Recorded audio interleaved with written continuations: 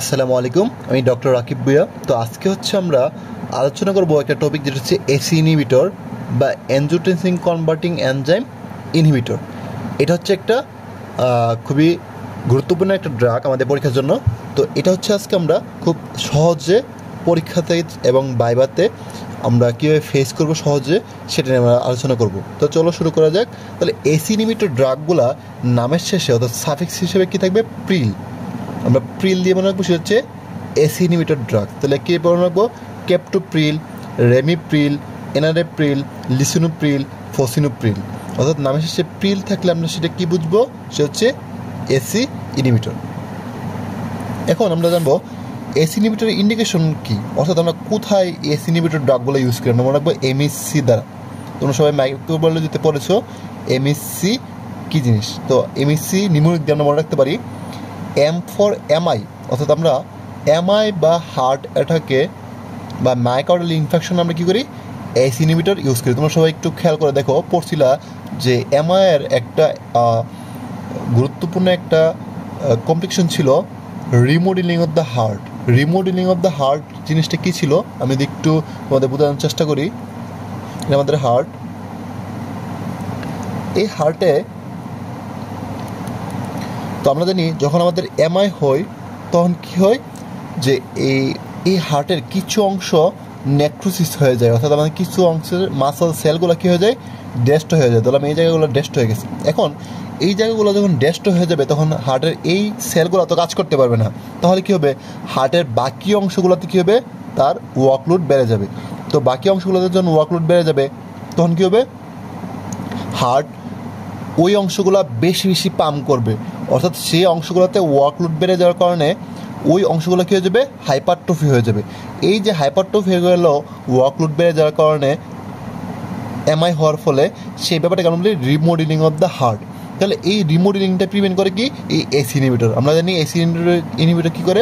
Preload আফটারলোডের মাধ্যমে কাজ করে। এই প্রিলোড আফটারলোড কমে কী করে? সে আমাদের রিমডেলিং অফ দ্য হার্টটাকে প্রিভেন্ট করে। তাহলে আমরা এসি ইনহিবিটর একটা কাজ করতে পেলাম এমআই। তারপর এইচ ফর কি? Hyper tension.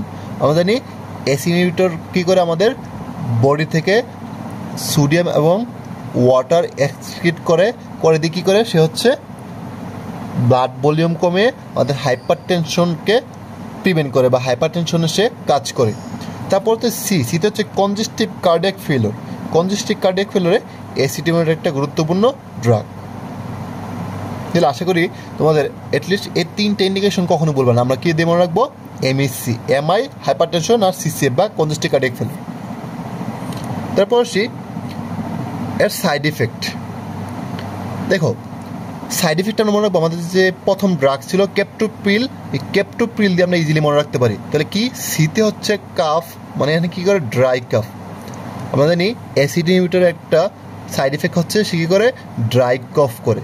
ড্রাই কফ কীভাবে করে সেটা মেকানিজম আমরা এখন যাচ্ছি না। তো মনে রাখবা অ্যাসিড ইনহিবিটর কী করে? ড্রাগটা কী করে? ড্রাই কফ করে। তারপর এটা হচ্ছে কি? এনজিওইডিমা। অ্যাসিড ইনহিবিটর আরেকটা সাইড এফেক্ট কি? সে হচ্ছে এনজিওইডিমা করে থাকে। তারপর পিতে হচ্ছে প্রোটিনিউরিয়া। টিতে হচ্ছে টেরাটোজেনিসিটি।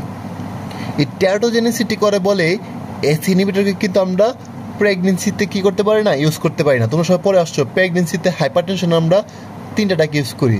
সেটা কী ছিল? নিফিডিপিন,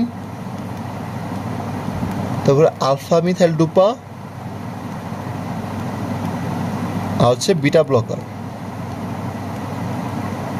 এটা ছিল calcium channel blocker, beta blocker এবং আলফা মিথাইল ডোপা। দেখো আমরা কিন্তু এসি ইনহিবিটর কিন্তু ইউজ করতে পারি না, অর্থাৎ এটা টেরাটোজেনিসিটি করে এবং ফিটাসকে হচ্ছে সে ইনভলভ করে। এই জন্য আমরা কী করি না? এসি ইনহিবিটর আমরা প্রেগনেন্সি দিতে পারি না। তাহলে কন্ট্রা ইন্ডিকেশন যদি বলি যে কোথায় এসি ইনহিবিটর দেওয়া যাবে না, সেটা কি? প্রেগনেন্সি। তাহলে প্রেগনেন্সি কী করা যাবে না? দেওয়া যাবে না। তাহলে তোমরা কী করো? সাইড এফেক্টটা মুখস্থ করো, কন্ট্রা ইন্ডিকেশনও মুখস্থ করো। তাহলে এটা এভাবে মুখস্থ করার কোনো প্রয়োজন পড়ে না, তোমরা একটু বুঝে পড়ো। তারপর হচ্ছে আদার্স কি আছে? Rash, nausea, vomiting. এটা হচ্ছে আমাদের ফার্মাকোলজির যে কোনো ড্রাগের কি একটা কমন সাইড ইফেক্ট। তারপর হচ্ছে পিতে কী পেলাম আমরা? প্রেগনেন্সি, যেটা হচ্ছে আমাদের সাইড ইফেক্ট করে কি? টেরাটোজেনিসিটি করে। তারপর হচ্ছে আইতে কি? Increase potassium. এই পটাশিয়াম বাড়িয়ে কী করে? সে হচ্ছে হাইপার ক্যালিমিয়া করে। সে কী করে? হাইপার ক্যালিমিয়া করে। অর্থাৎ আমরা জানি এসি ইনহিবিটর কী করে, সে অ্যানজিওটেনসিন 2 এর মাধ্যমে কাজ করে, এটাকে ব্লক করে দেয়। সে ব্লক করে দিয়ে কি অ্যালডোস্টেরন আসতে পারবে না। অ্যালডোস্টেরন যদি না আসে, অ্যালডোস্টেরনের কাজ কী ছিল, সোডিয়াম লেভেল বাড়ানো, পটাশিয়াম বডি থেকে এক্সিট করে দিয়ে কমানো। তো যেহেতু অ্যালডোস্টেরন কাজ করতে পারতেছে না, যেহেতু এই পাথরটা ব্লক, তাহলে কী হবে, সোডিয়াম বডি থেকে এক্সক্রিট হয়ে যাবে, সাথে কী করবে, সে পানিকে নিয়ে যাবে এবং সে কী করবে, বিপি লো করে দিবে। কী করে দিবে, বিপি কমাই দিবে। আর এতে কী করবে, যেহেতু পটাশিয়াম এক্সক্রিট হতে পারতেছে না, তাহলে বডিতে কী হবে, পটাশিয়াম বেড়ে যাবে, অর্থাৎ হাইপার ক্যালিমিয়া হবে। এই জন্য হাইপার ক্যালিমিয়া পেশেন্টে কী করা যাবে না, এসি ইনহিবিটর দেওয়া যাবে না। দেখো এর কী করে, ইনক্রিজ পটাশিয়াম বা হাইপার ক্যালিমিয়া করে। এই জন্য এটা কন্ট্রাইন্ডিকেশন কি, হাইপার ক্যালিমিয়া। এই হাইপার ক্যালিমিয়াতে কী করবে না, তাদেরকে দেওয়া যাবে না। তারপর দেখো আরেকটা ছিল কি, আর আরতে হচ্ছে লেখা হয় নাই, রেনাল ইম্পেয়ারমেন্ট। রেনাল ইম্পেয়ারমেন্ট, তাহলে এসি ইনহিবিটর ড্রাগগুলো কী করে, রেনাল ইম্পেয়ারমেন্ট করে। এই জন্য এই ড্রাগগুলোকে আমরা কী করতে পারি না, রেনাল ফেলিওর আমরা দিতে পারি না। সো আমরা সার্টিফিকেটগুলো কী দিয়ে মনে রাখলাম, সার্টিফিকেট মনে রাখলাম হচ্ছে ক্যাপটোপ্রিল। ক্যাপটোপ্রিল কি, কাফ, এনজিডিমা, পিতে হচ্ছে প্রোটিনিউরিয়া, টিতে হচ্ছে টেরাটোজেনিসিস, উঠতে হচ্ছে আদার্স, আদার্স হতে গেছে র্যাশ, নশিয়া, ভমিটিং, পিতে হচ্ছে প্রেগনেন্সি, আরতে হচ্ছে রেনাল ইম্পেয়ারমেন্ট, আইতে হচ্ছে ইনক্রিজ পটাশিয়াম মানে হাইপারক্যালিমিয়া, এলতে হচ্ছে লো বিপি। তাহলে আমরা যদি সার্টিফিকেট বলে কী বলবো, সার্টিফিকেটগুলো বললে হচ্ছে টেরাটোজেনিসিস করার জন্য প্রেগনেন্সিতে দেওয়া যাবে না, হাইপারক্যালিমিয়া করার জন্য হাইপারক্যালিমিয়াতে দেওয়া যাবে না, আর সে রেনাল ইম্পেয়ার করে এই জন্য রেনাল ফেলোরে দেওয়া যাবে না। তাহলে হচ্ছে কন্ট্রাইন্ডিকেশন। তাহলে আশা করি সবাই এসি ইনহিবিটরগুলো আজকে থেকে এই 5 মিনিটের ভিডিও থেকে ইনশাল্লাহ আর কখনো তোমাদের বুঝতে সমস্যা হবে না। তো সবাইকে অনেক ধন্যবাদ আমাদের ভিডিও দেখার জন্য। আসসালামু আলাইকুম।